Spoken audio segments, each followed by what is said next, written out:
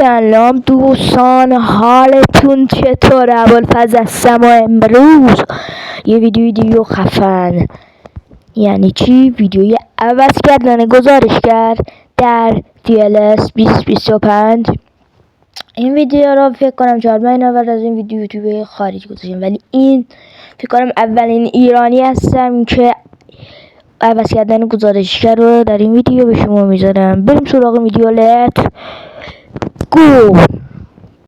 دوستان من اینجا صدا میکروفونم قطع شد. ما وارد ستینگ میشیم، وارد صدای که بازی شدیم، وارد اون بالا انگلیسی نشون میذارم سپینگ و این گوشه رو میذاریم و منتظر میمونیم تا این برای ما باز بشه. یه ذره صبر باید کنیم.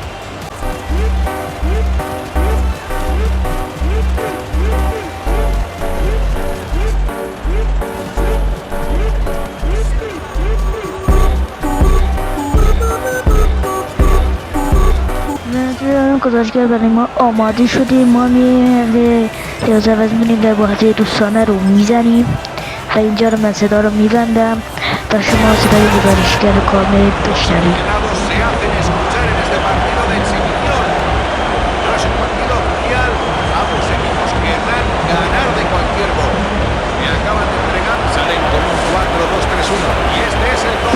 ما از این بخش می‌نازیم بیرون و باز میریم یک گزارشگر دیگه رو برای شما امتحان کنیم که 3 تا گزارشگر داره دوستان.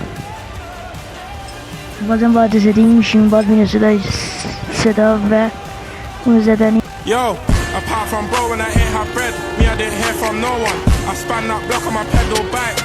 بازم گزارشگر ضروره، بازم میریم این طرف و میریم بازم گزارشگر و صدا وقت من شما این گزارشگر رو بشیم.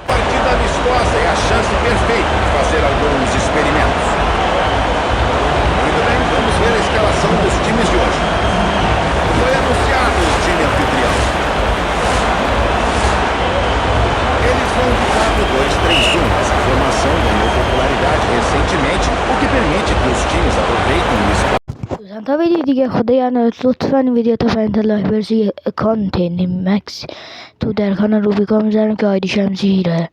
تا ویدیو دیگه خدایا رو نگهدارتون.